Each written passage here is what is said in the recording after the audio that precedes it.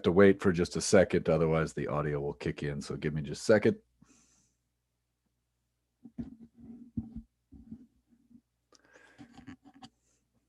So we should be streaming, I hope.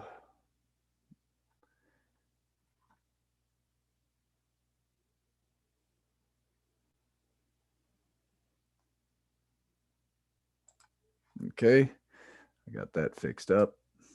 And we will go. Oops. All right. So today we're going to try and talk about relative velocities. So imagine if you had an uncle and an aunt that were traveling at different speeds.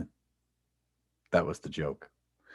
Okay, relative velocity in physics means the velocity of one object relative to another.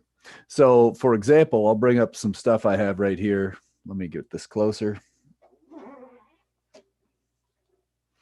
Okay, and so we'll start out here by just imagining you have two objects moving, A and B.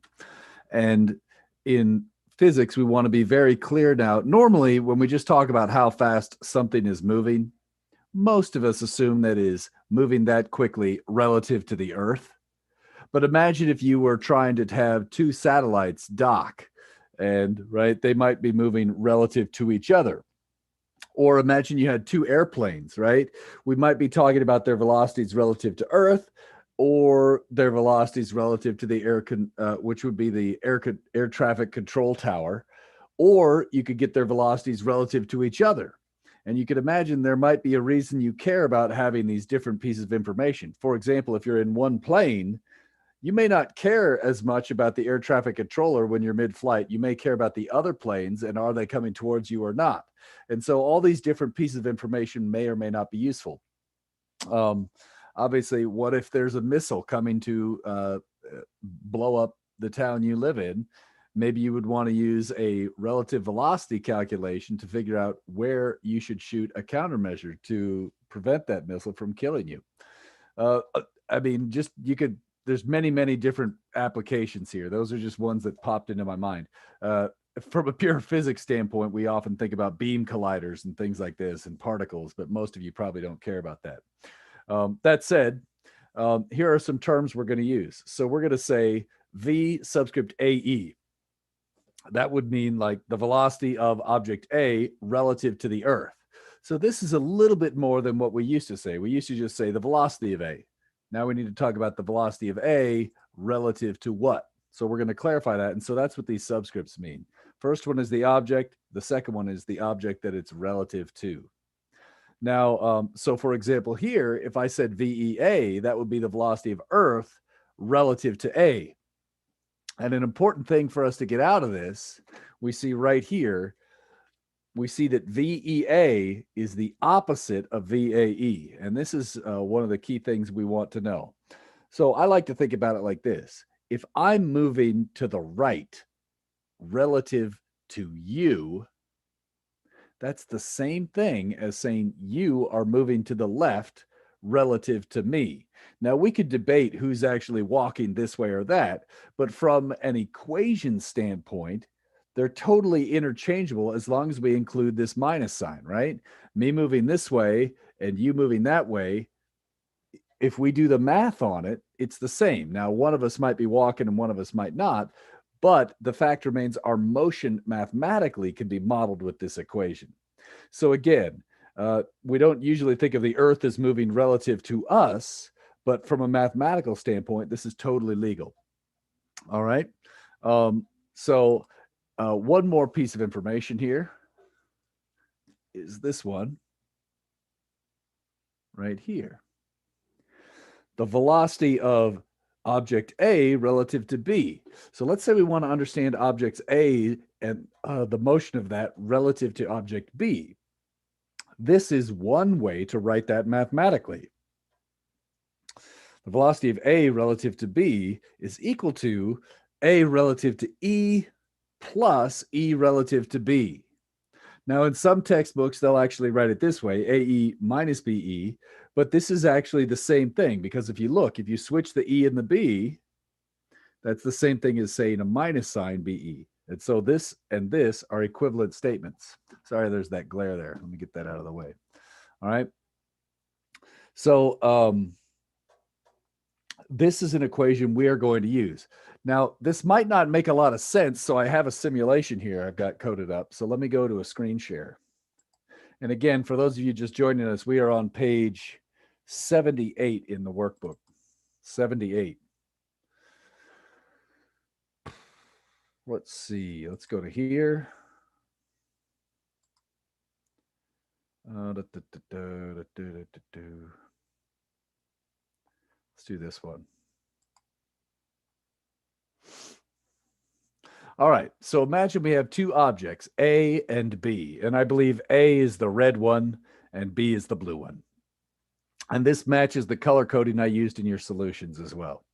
So I'm going to hit play on this, and I'm going to hit this relative to the Earth first. So we're going to watch these things move relative to the Earth.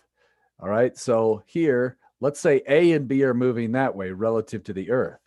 This is what it looks like from B's position. From B's position, B is sitting still and the other two are moving. If we look at it relative to A is sitting still and the other two things are moving. So I'm going to rerun this program, and I'm actually going to make this. Whoops. Let's make this a little bit smaller, and I'm even going to slow this down even more. All right. And so I'm going to run this thing again, and I want to just look at this. Again, we're going to look at this from the Earth standpoint, right? So we see these things are moving. Notice A is going up and to the right, B is moving down and to the left, and the origin or the coordinate system is not moving. So the origin is like the Earth.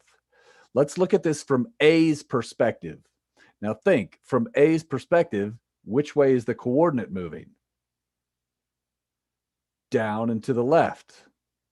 That's why when I run this from A's perspective, and if we let it run for just a second, notice from A's perspective, the coordinate system is moving away from it, down and to the left. Now, what will this look like from B's perspective? Let's go back to Earth. Whoops, this is running a little too slow. Let's double this up. And we'll double this up too. So when I run this now, sorry, I'm running this from the Earth, right? Which way is the coordinate system moving relative to B? Up and to the right. So when we look at B, that's why they're both going up and to the right.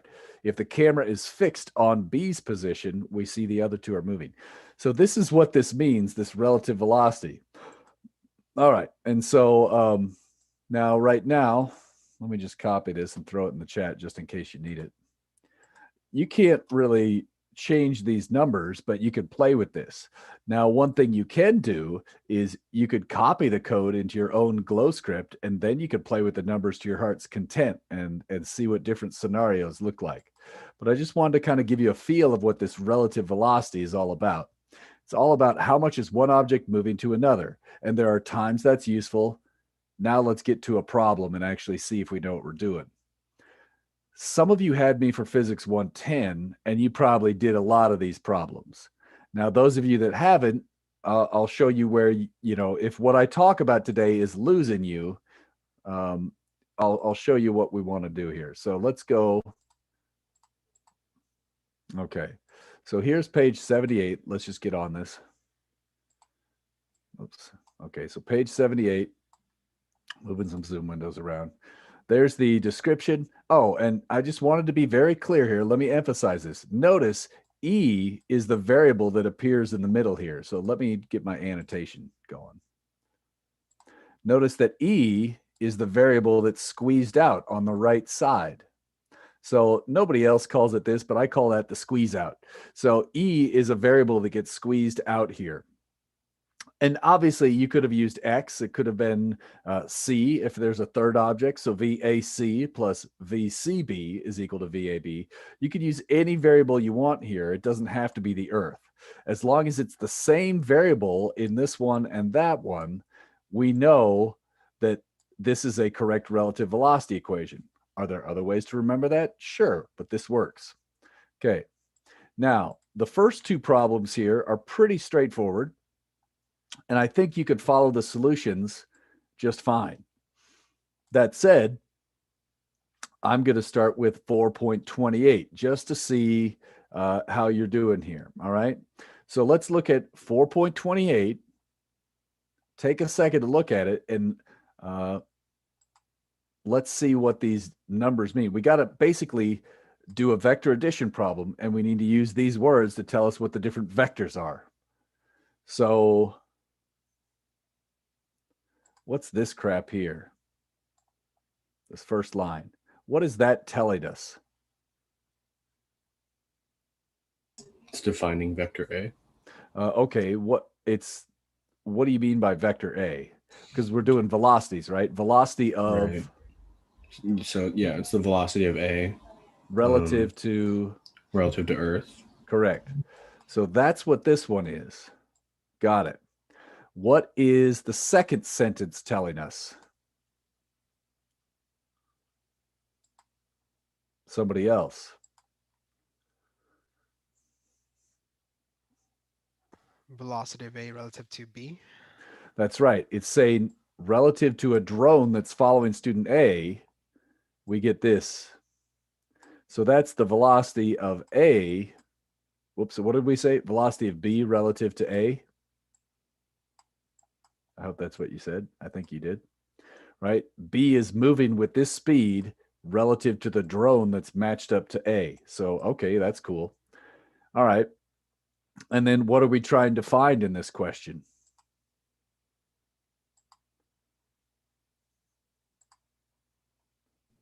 How fast is the student moving? Yeah, relative to what? Earth. Earth. Earth. Yeah. So we're looking for VBE. So, okay.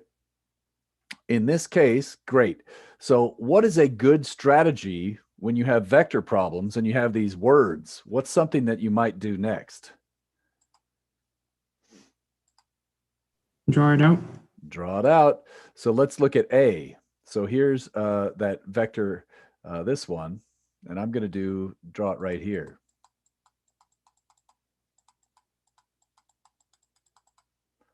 Okay.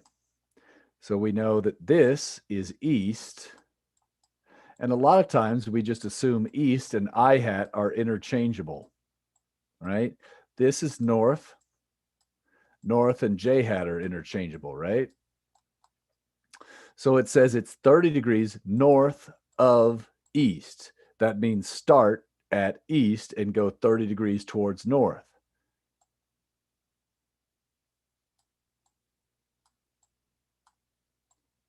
I'm going to be a little sloppy with sig figs. So this is 4. And that kind of, hopefully that looks like less than a 45. My apologies if I didn't do a good job. All right, let's get our next vector. B. So that's this one. That one's going to look like...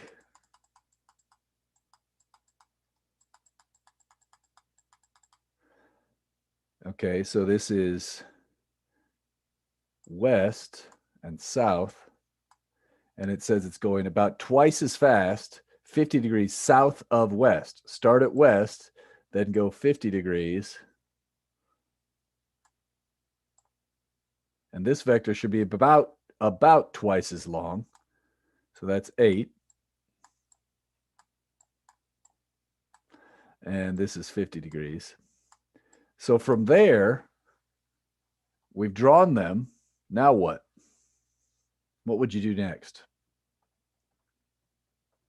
Cartesian or polar form? I forgot which one was the correct. Yeah, polar form is what's shown. Cartesian is the I hat J hat form, right? So right now, do you agree it's polar? I show a magnitude and an angle. So we need to get them into Cartesian, which is right. Okay. So then what we would do is we'd figure out the I hat part of this, the J hat part of this. We'd do the same thing with vector A, get the I hat part of this, get the J hat part of that. Okay. So we would figure that out. Now, how do these things relate? How do I get VBE? What is that going to equal? I need an equation. Use the squeeze theorem. Yeah, so go ahead and write what I should write here.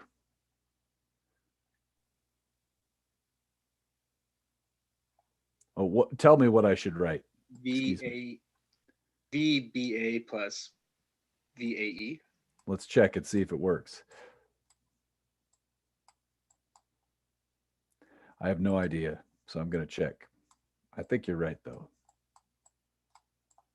So let's see here. This is the claim. So what we want to do is double check. Notice the letter A got squeezed out. That corresponds with it. So that means I know the equation Jesse suggested is a correct equation. Are there other ways to do this? Sure. But does this one work? Yes. If this works for you, great. If you want to do it another way, that's cool too. Excuse me. Sorry. At this point, I think this problem is essentially done. What should we expect? Which ones of these I-hats and J-hats are going to be positive? So let's just go through there. Is the I-hat of AE going to be positive or negative? The I-hat. I-hat portion of it. Positive. Positive. Positive. How about the J-hat? Positive. Positive. Yeah. And then for the other one, Should be some- negative. yeah, they're both going to be negative, right? So that just kind of gives you an idea. We expect some positive numbers, some negative numbers, and then when we plug them in there, we got this. So that's the big picture. Let's take a look at the solution just to see if there's anything else worth doing. Oh, and at the end, this is something you might want to do as well, right? So we know we could get an idea for what this problem should look like. There's this vector right here. This is VAE or VBA, excuse me. All right. And now we're going to add to, oh, whoops, I labeled that on the wrong side. Give me a second. Okay. That's VBA, right? And now I'm going to add to that the other vector, VAE. That's this vector here. It's a little bit shorter, a different angle, like that maybe. Whoops. Let me undo that and get a better red here. It's not perfect, but it's approximately like that. From graphical vector addition in chapter 3, I know that these two vectors are going to add together, go from the first tail to the last tip, and that tells me this result right there should be velocity BE. And so the graphical result, at first you may say, well, why am I wasting my time with this? I could see that I expect a negative I-hat and a negative J-hat because I drew it to scale. So that's all that's good for, is this kind of gives me an idea about these. Again, if I do graphical vector addition, now it's not really clear, but it certainly looks to me like I'd expect a small I-hat, probably negative, and maybe a medium-sized J-hat, also negative. Okay, so now let's look at the solution and see if there's anything else. Let me clear those annotations. Or any questions while I have this up? Let me pause. Any questions?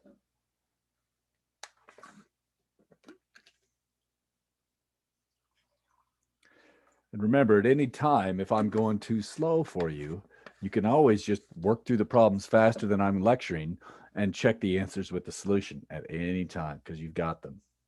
Okay, so let's go look at that solution, see if there's anything I forgot. Where is it? Here.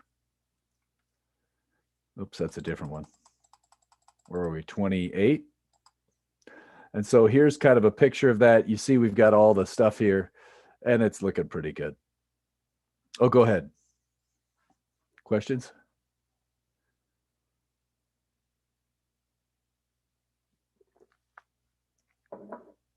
What would this look like? This. See that number 4.46? All right. Now, down here, you might notice I list out the different components of these things. So that's where these components are coming from. This is the X part, this is the Y part, and this was the K hat part. So when we run this one,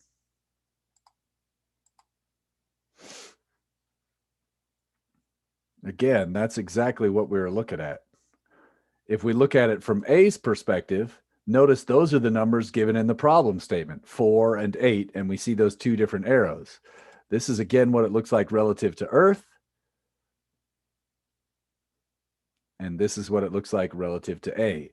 So this problem told you about this picture and asked you to figure out that picture, basically. Okay. And I might as well stop this. There we go. And let's stop the share, and I'll see. What do you think? Questions?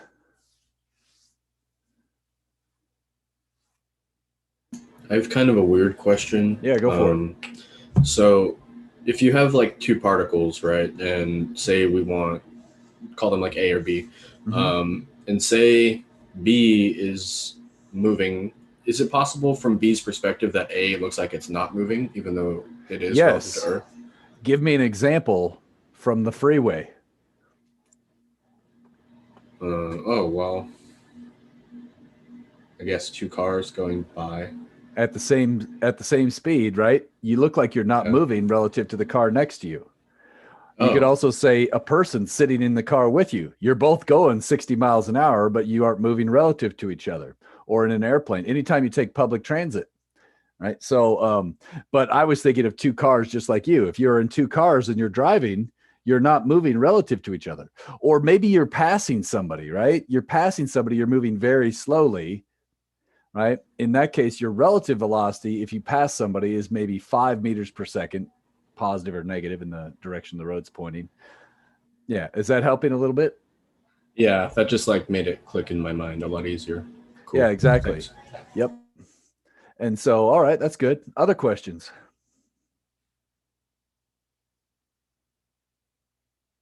All right. Let's try a hard one now. And if this is tough for you, don't be offended, right? I'm going to try jumping to a harder one now. But remember, if you're like, man, I'm barely getting this, I'm just going to show you where you can look for more practice on these.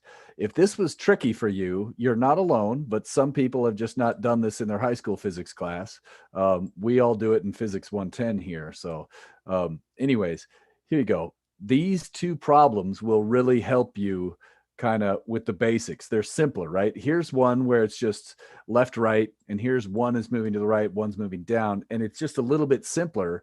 And so if you had trouble with this at all, check out 426 and 427 and then try 428. All right.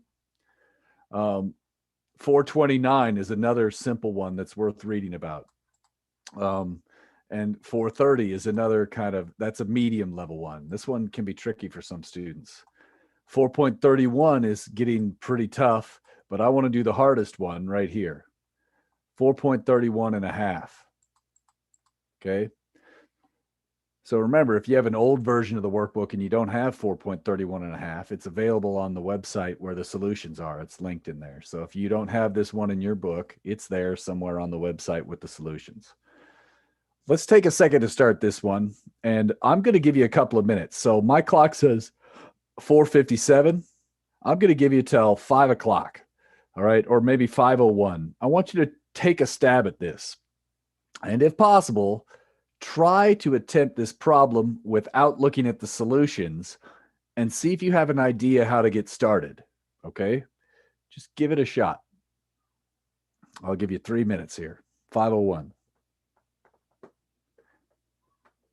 I'm going to leave this up on screen in case you don't have it right there.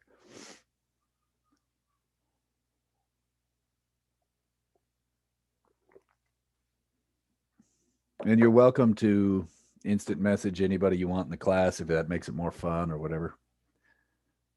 I just don't want to do breakouts for a 3-minute thing.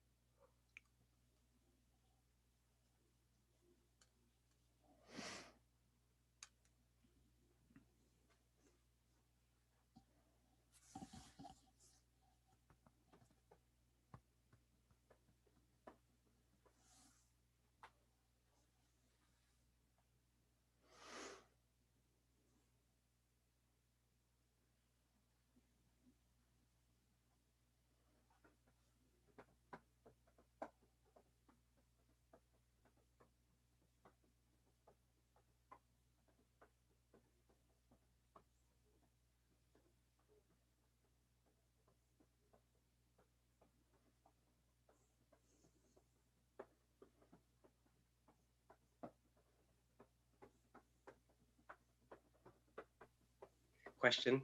Yep. Would stationary ground be the Earth? Yes. That's usually a good, yep.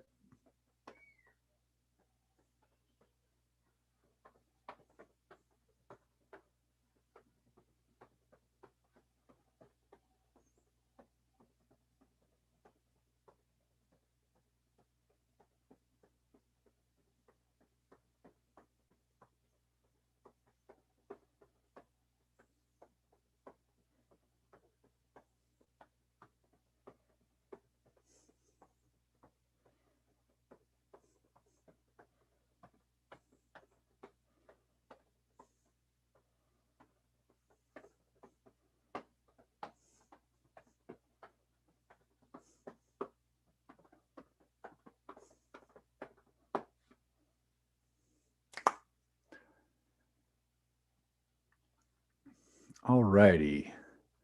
So you're welcome to keep working, doing whatever you want, but I was going to maybe ask if there's any questions or any thoughts, or this question's a little trickier, right?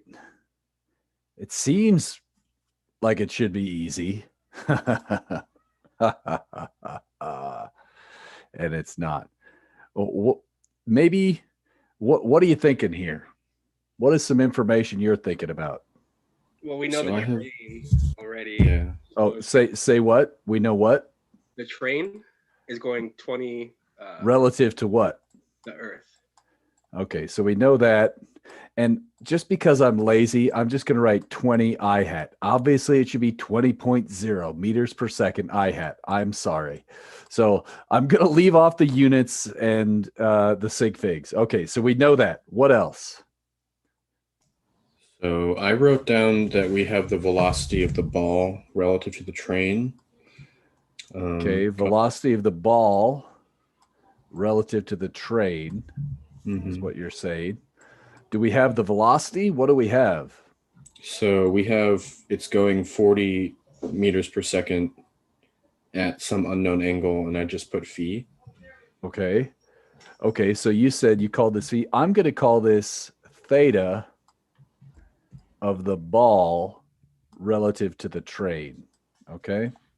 So that is that 40 meters per second relative to the train, but that won't be relative to Earth, right? Exactly. It's not relative to the Earth, and we don't know that angle. So, in fact, so I guess that good job. That was who was that? Is that Alonzo? Yeah. So you're saying we don't know the velocity of the ball relative to the Earth, but it relates to it, right? Yeah. Well, what's that 30 degrees then? Theta? Angle of the ball relative to Earth. So that's the angle of the ball relative to the Earth. So that's 30 degrees. So this is kind of where we're at. And I should clarify here. Whoops. Theta of the ball relative to the train. We don't know that. Right? And so what are they asking us to figure out here? You want us to find theta of the ball relative to the train. Yeah, this is what we're looking for. That's WTF, what to find. So, okay, that was good. What is a good strategy if you have a vector problem? What's something you should do next with most vector problems, if possible? Try to draw it. Try to draw it. So the idea is, well, which way do you think, what is this red vector? Whoops, sorry, wrong color. What does this red vector look like?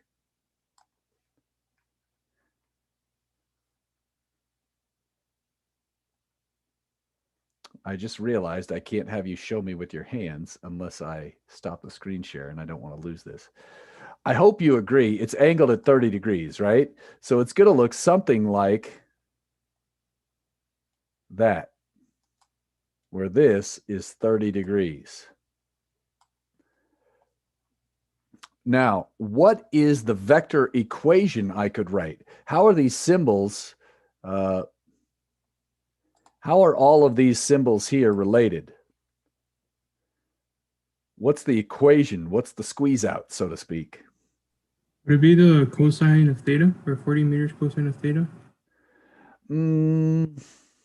It relates to that.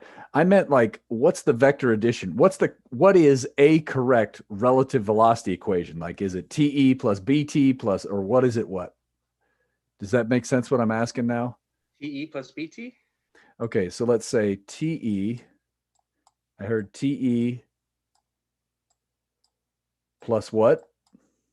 BT? Oh, let's see. VBE. Okay, so Jacob's got a correct one in here too. So that would be one correct equation. And then I already started this one. So let's see if we could figure out one here. TE plus, oh, I see. How about VBT? That'll get rid of the train, right? So what will be the rest of this one? What does this equal? That'll be TE equals BE. All right. So, okay. And maybe that's exactly what Jacob wrote. And I just switched the sides. Is that true, Jacob? If so, sorry. Where's that chat? I don't think so. It's all good though. Yeah, it is the same. Okay, cool. So sorry. Okay. We agree. Good job. And I should be careful here. This should be a vector. All right. Now, in this case, Alonzo, what were you saying? Something about cosine. How do we get that cosine involved now? You can get the velocity, but in the I-hat direction. Yeah, which vector are you talking about? BE, BT, or TE? BT, or yeah. Okay, BT. Okay, so he's saying, couldn't we do this one and say this is 40 cosine theta BT? We don't know what BT is, but that's a correct way to write it. Absolutely. That's in the I hat plus 40 sine. Do you agree? And Alonzo, is that what you were trying to say? Yeah. Right on. That's a totally good idea. All right, so there's that. What else could we do then? Somebody else. If splitting up BT was a good idea, what else could we split up?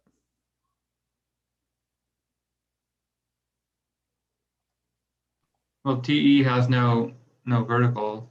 So that one's split up.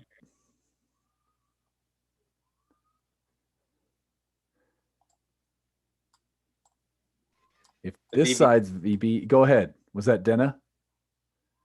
You can split up the BE side. So this would be VBE, that's the speed, cosine 30, right? In the I hat, plus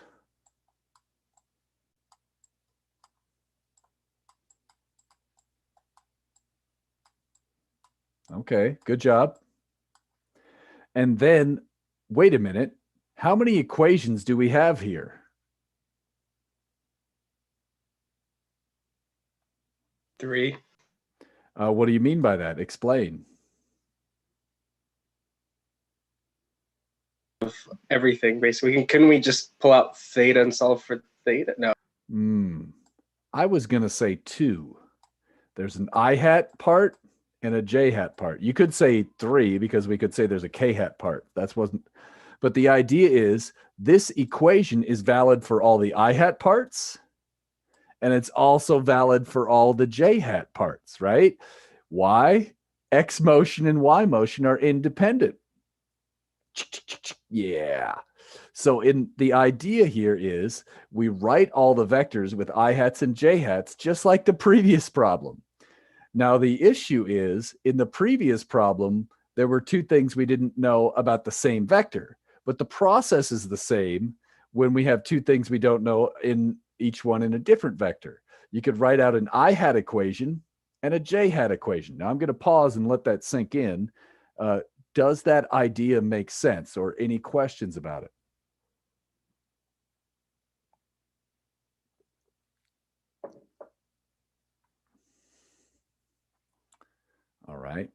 I'm going to clear this out. Oh, here's another thing. We could draw this to get a feeling for it. That was something we did last time too. So let's think about this. BT. That's something like that. TE is like that.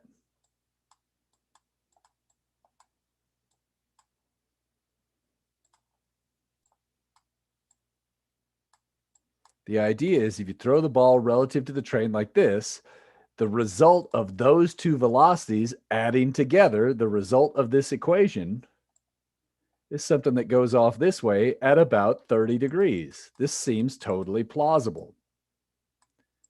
We expect that the two vectors should add up and cause VBE, the ball relative to the Earth, to go flying off this way at a 30-degree angle. So that kind of gives us a feeling for this problem. And so without that feeling, sometimes it's very difficult to wrap your head around this brain. So now I'm going to wait one more second and see if there's any questions here. Is this making any kind of sense?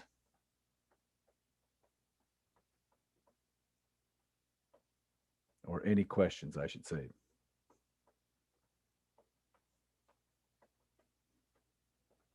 So the theta that we're looking for will be the entire, for the 30 degrees plus, excuse me, or will it just be the, It's the from blue BT? part.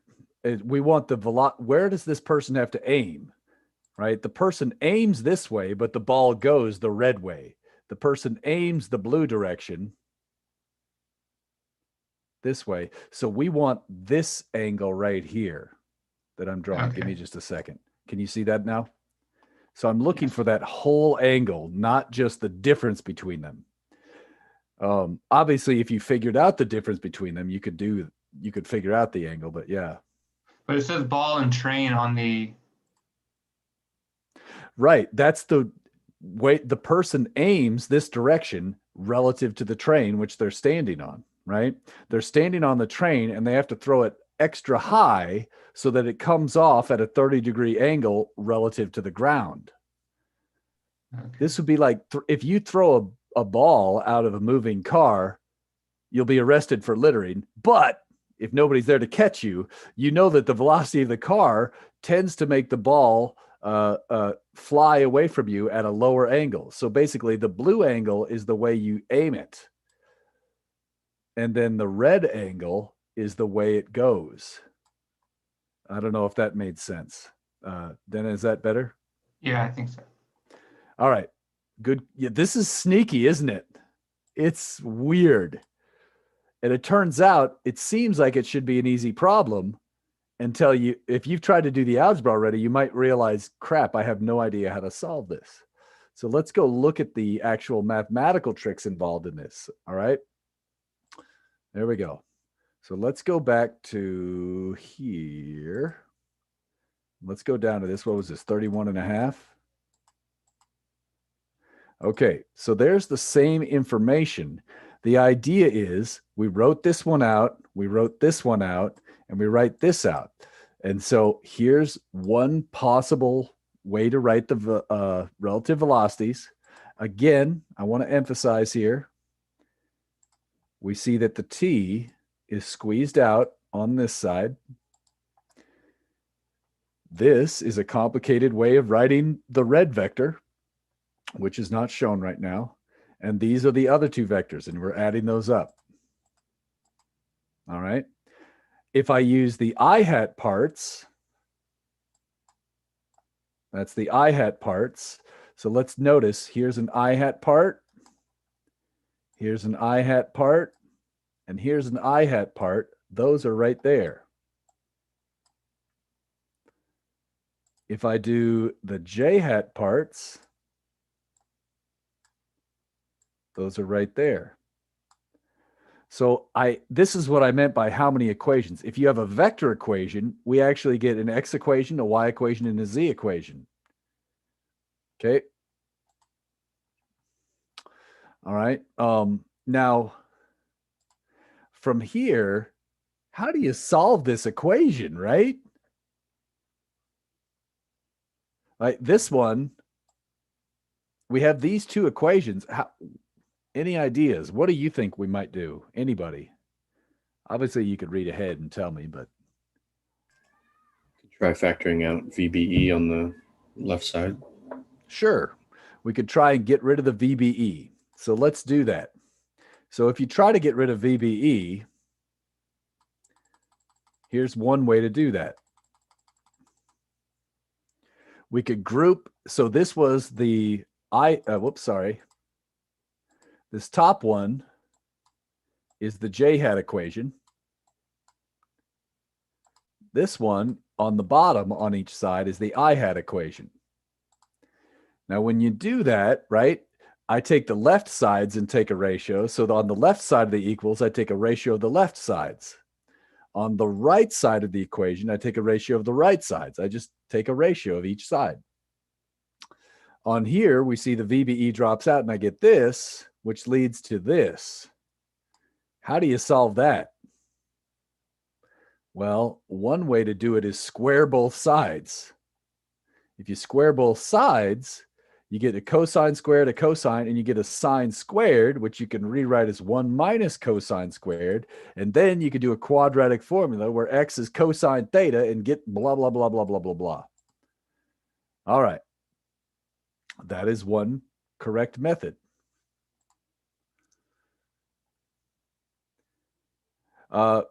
Jacob, we could take a ratio of that anytime. If you have an equation like this, this works anytime. Let's say you have an equation like this. A equals B plus C, and D equals frog. D is a frog, right? You can do this because D and frog are equal. Dividing A by D is the same thing as dividing A by frog. You should get the same answer.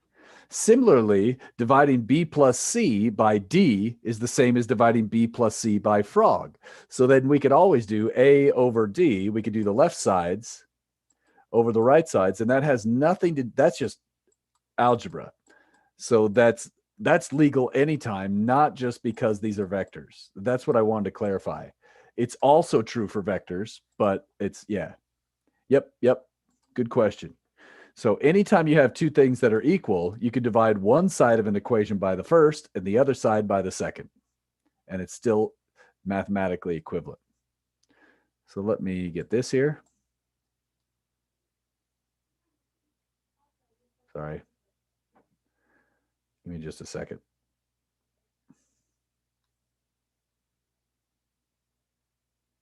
Okay. All right. Boy, that's ugly, isn't it?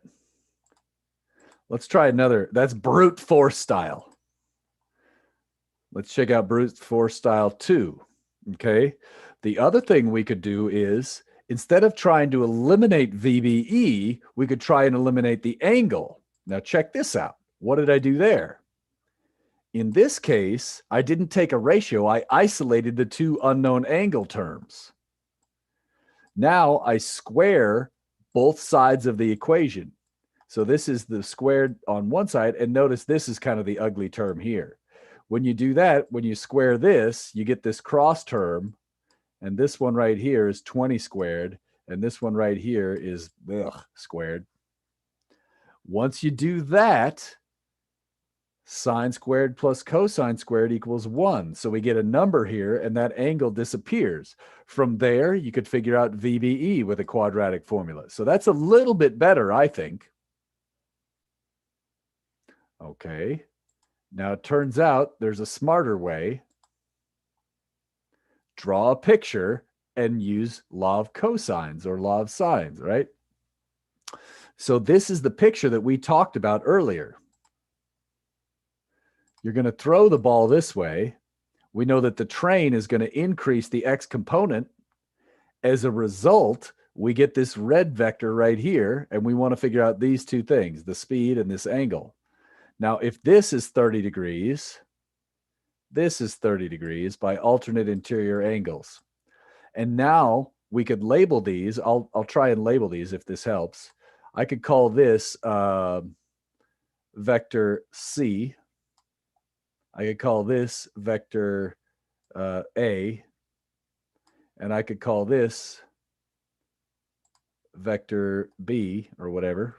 And I know the law of cosines tells us c squared equals a squared plus b squared. That's the Pythagorean theorem.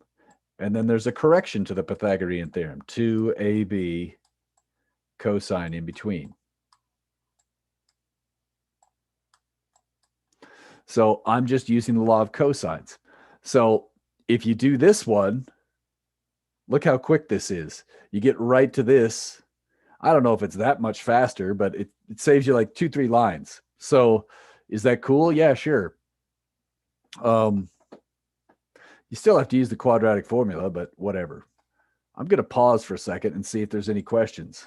Does anybody have questions here?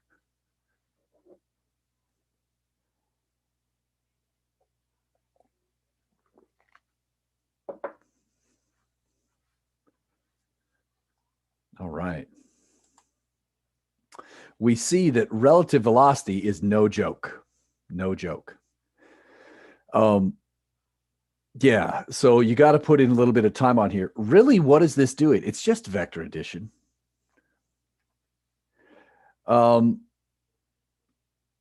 Yes, I'm responding to the question in the chat. So it says, so the moving train adds to the distance the ball travels.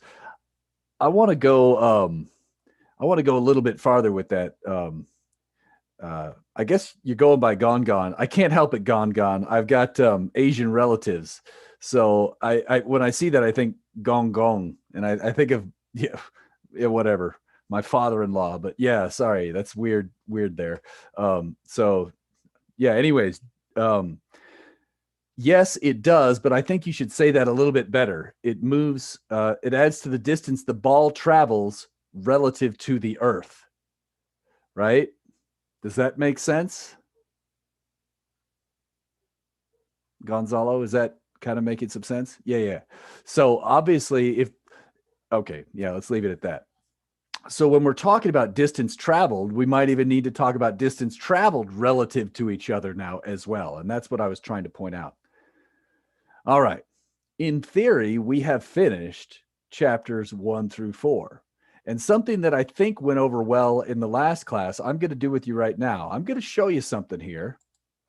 Now, I know you know the schedule a little bit, but you may have forgotten. The first test is going to cover chapters 1 through 8, and it's the week after spring break.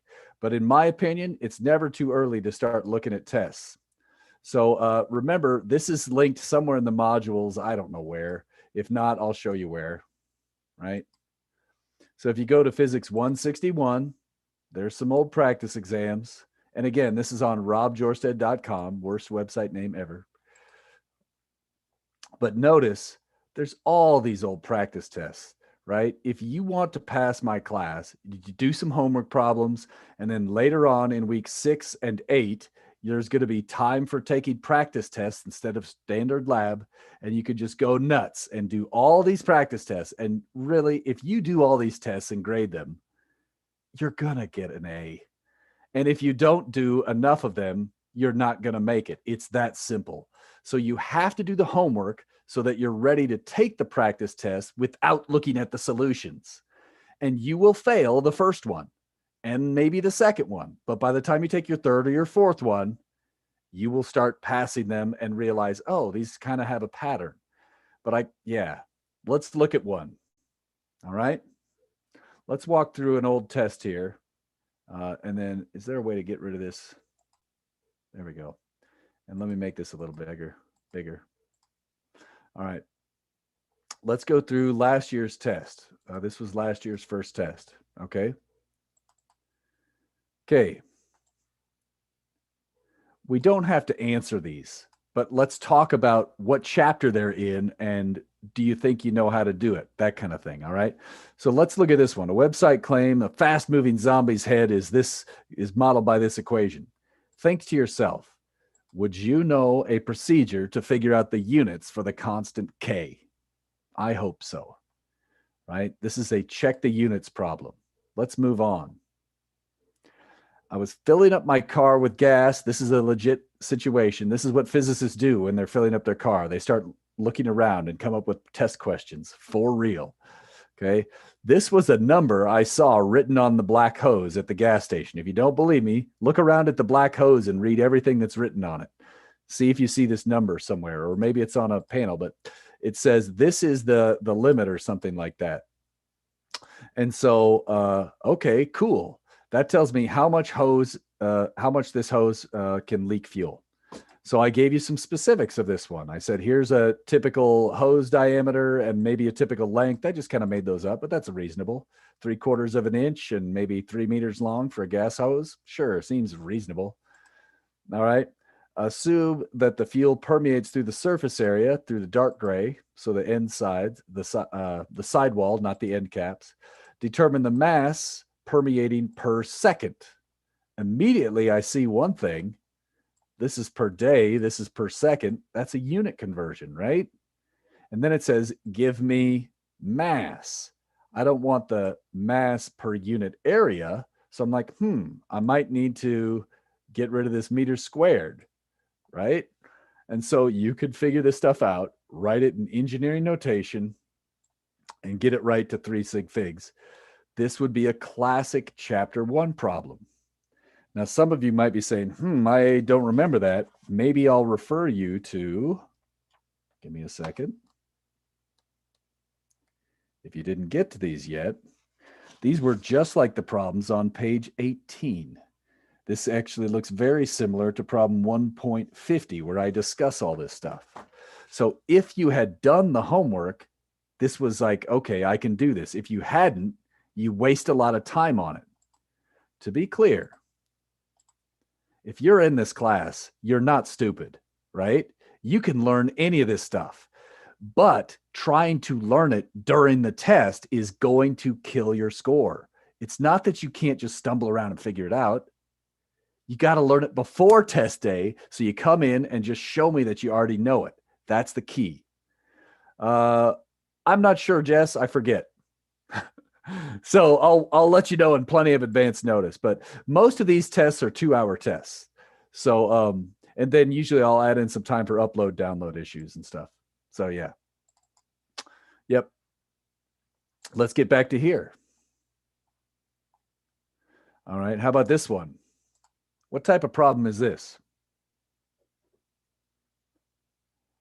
Relative velocity.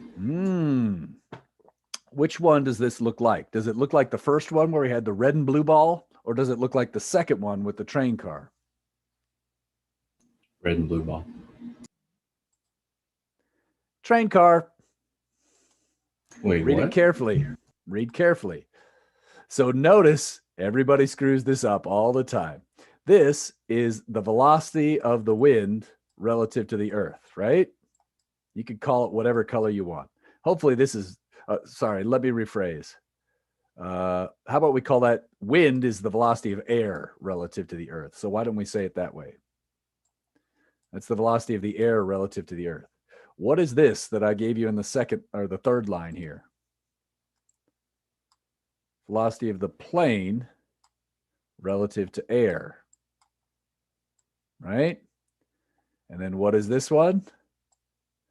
Theta of, plane relative to the earth. It's the same frickin' problem. It gets everybody. So notice doing the homework is not enough. You got to do the homework and then bank in some time for doing those practice tests. And this is a good sign right here that kind of clues you in. The direction aimed, not direction traveled. And this should hopefully jog your mind like, oh, wait, this looks like a problem I did. So this is physics in a nutshell. People, you're not dumb, but if you don't read very carefully and write in a neat way and organize things and get in that habit well before test day, you're toast. Okay? Again, you're not stupid. You are going to be able to do this if you work at it. But if you try to under practice, you fail. That's just what happens every semester. Yeah. Yep. So the more problems you do in the homework, the more dumb mistakes you make during homework and the fewer you make on test day. All right, what type of problem is this? What chapter? Chapter 2? Depending whether you're talking the book or the workbook. This is a vector problem, right? Some kind of vector crap. So it was chapter 3 in the workbook, chapter 2 in OpenStax. Perfect. Will this answer right here, will the answer to this question have units? What do you think? Yes or no? Yes. Yes. What will the units be? Wait. Mu, Joules? yeah, joules per Tesla times Tesla should equal joules. And so just because these units are weird and you've never seen them doesn't mean you can't write down a letter J and just write it down even though you don't know what it means. Now, this is similar to a problem that was done in the workbook. Shocking, I know. But yeah, so now I think Jacob was wondering what's up. Now, remember, mu hat is a unit vector. Mu hat is a unit vector that has no units. So this is a strange misnomer. If you remember in chapter 3, if you looked at it yet, a hat vector has no units because this is a vector divided by its magnitude. Well, the magnitude and the vector itself have the same units, so those units cancel out. Notice there's a difference between a hat and an arrow. So on one version of the test, you might get a unit vector question. Somebody else might get the angle between, right? If you don't know how to get the angle between, there's those problems in the workbook. You know the page number, you go right to it, you pop this out. It's an easy question.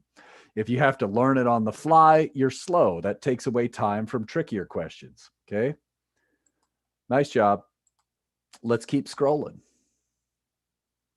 All right. Oh, let me see the chat. Okay.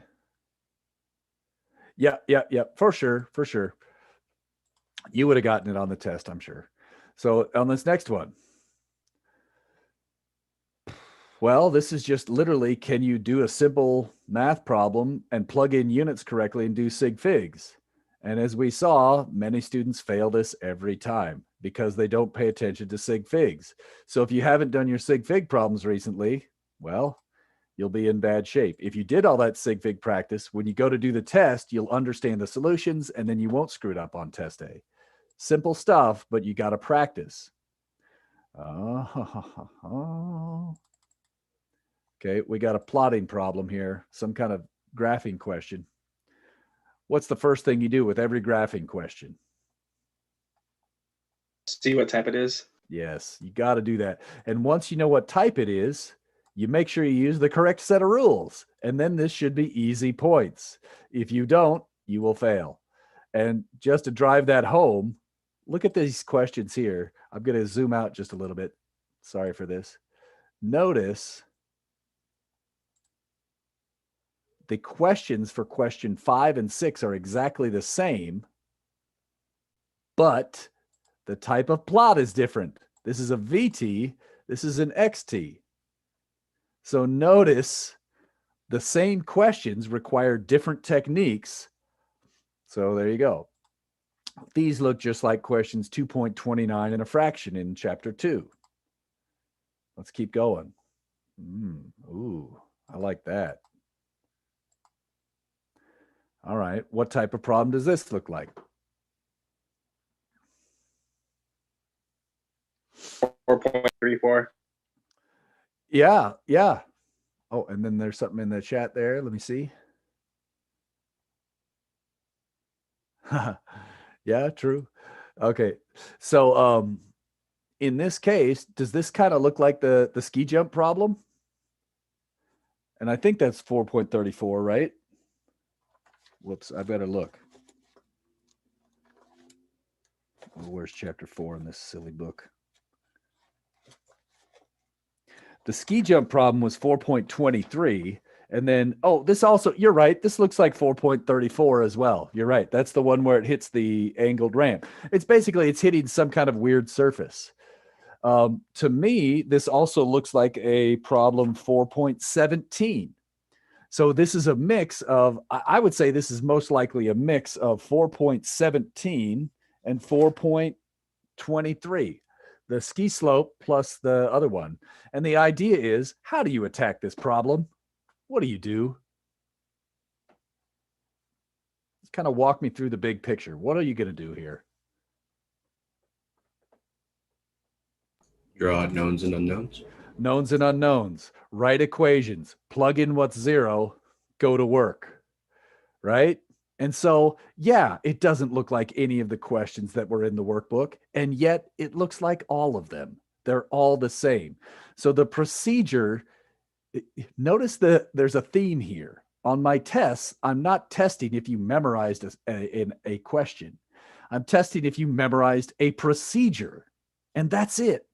And I give you different sets of knowns and unknowns, but the procedures that you're learning is what matters, right? It's a slightly more challenging level of Bloom's taxonomy, right? It's not just memorize a fact. It's not just, you have to, I don't know, think a little bit. All right, let's keep going. What type of problem is this? I'll give you a second to read it.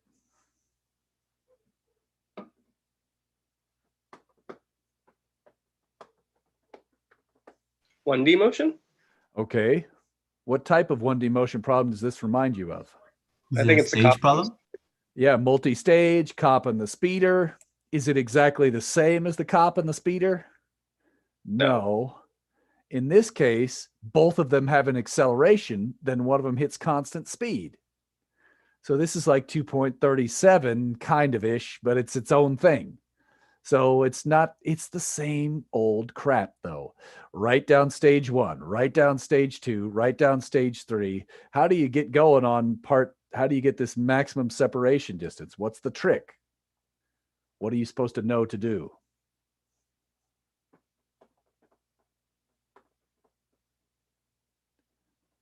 It's when their velocities are the same. Check. You got it.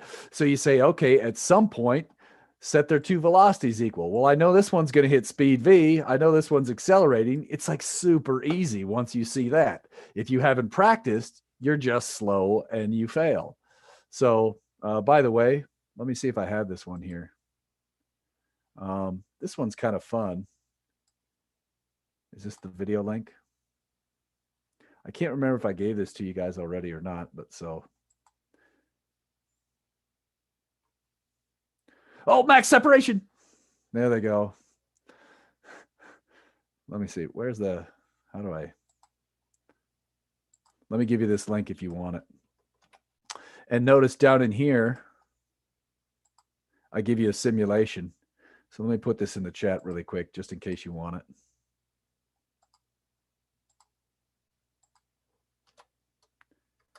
And then if you're curious, we can go to this simulation here.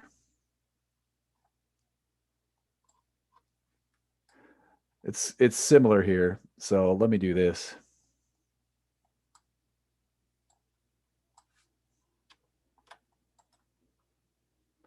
So obviously the one that I was just showing you was not 20 meters. It was about 2 meters.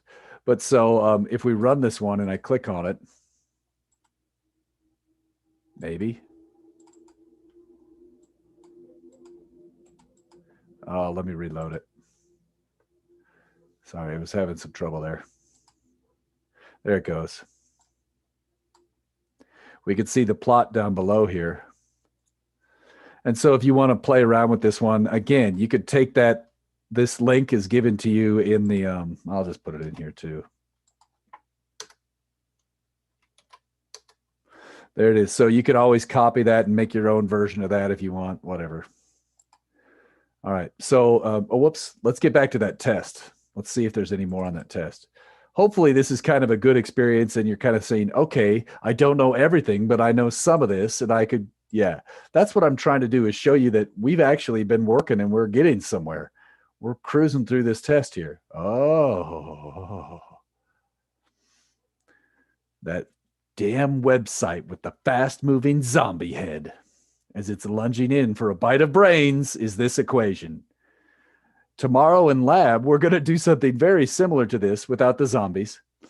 where we this is predicted by general zombie theory. I was having some fun here, but we're going to do the video capture part, right?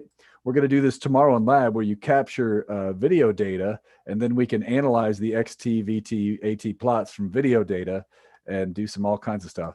But look at this one. How do you do this? What's the technique that needs to be done here? The integral of velocity. Okay. And so, yeah, so Alonzo, just kind of walk me through the steps you would do. You're saying do the integral, right? So I guess what I'm asking is this going to work? If I just integrate this and I go from initial to final, and I take this from initial to final, is that going to work? I think you could probably figure out when velocity is equal to 0, and then solve for like an indefinite interval. Okay. Well, we got to do a step first, which is what I'm looking for. So I think if you just try to integrate it like this, that's not going to work. And if you try to integrate it but just set plus c's, that's not really going to work either. Because take a look, we don't have an integral. We don't, right? If you're going to do an integral, you got to have a d in there. You got to have a differential, like a dx or a dt or a dv or something, right? We don't have any differentials. So how do you get something to integrate? Separation of variables? Separation of variables, right? This is dx dt. You get the x's with the x's and the t's with the t's. You can't just integrate both sides. You got to get the x's moved over, etc. And so then you can try and plot this thing. And so you can see that the extra credit questions require a little bit of extra work here. Let me so this is very common in my tests where I'll give a very challenging extra credit question. Yeah, look at, like, you have to know what you're doing to get this. So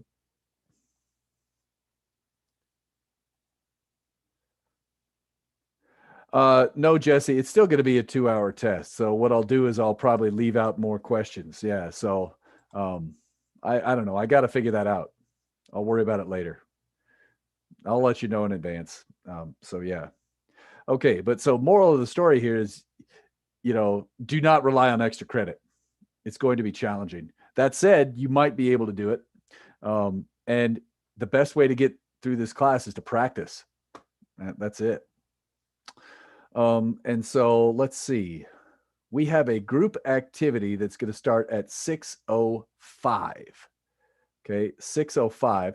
And so maybe for a minute, I'll talk about lab tomorrow, just so we come into there. I'm going to show you where all the lab materials are at here. So maybe I'll go ahead and stop the live stream, or I'll pause. Any questions from anybody else? Anybody have any questions here?